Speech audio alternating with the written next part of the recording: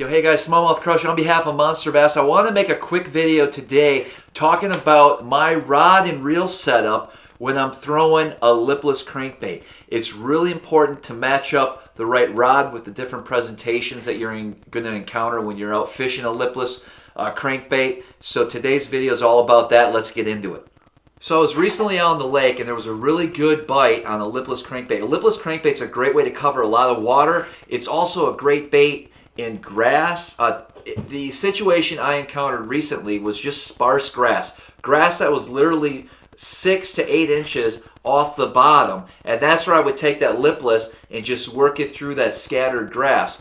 And so when I encounter open water situations where I'm throwing that lipless, maybe around rocks, maybe for smallmouth, largemouth, open water situations, because I'm using treble hooks, I'm going to go with a 7-foot fiberglass rod.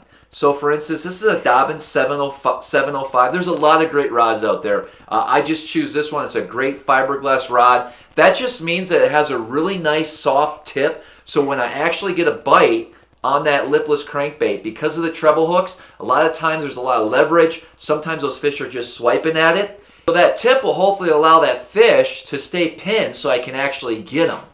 So when I actually get a bite with this rod, because it bends so much, because it's fiberglass, that's going to really allow me to play that fish. So as we progress into the summer, you're going to encounter some thicker grass, which is another great area to throw a lipless.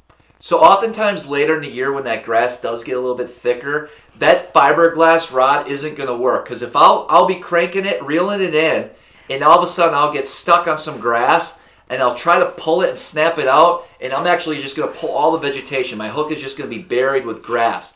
So because that fiberglass rod has such a bend to it, oftentimes it's just not the right tool when you're fishing that heavier grass. So I'm going to resort to this rod. This is actually just a graphite rod, a 7'3". This is a heavy, fast action rod.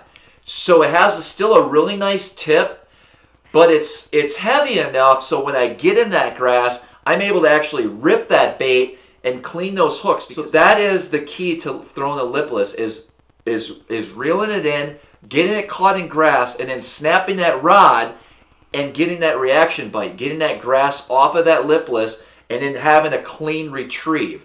And so when I'm working that thicker grass, that's when I'm going to use this heavier rod. There's no way I'd be able to throw a lipless in grass with a fiberglass rod, and so that's why I'm going to resort to this. But if I do get the opportunity and there's open water or just sparse vegetation, you're going to catch a lot more fish using a fiberglass rod than you would a graphite rod. So I do fish lipless crankbaits a lot. These are just my opinions. This is what works for me.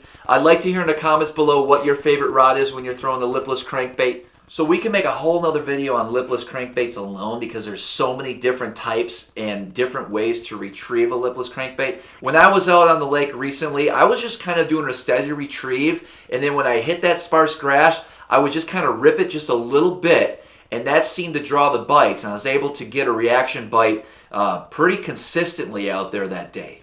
So I hope this narrows it down a little bit. If you're deciding on which type of rod to go with, definitely take these recommendations into consideration when you're going to purchase a rod for throwing a lipless crankbait. And hey guys, don't forget to subscribe to the channel. And as always, until next time, we'll see you guys on the water.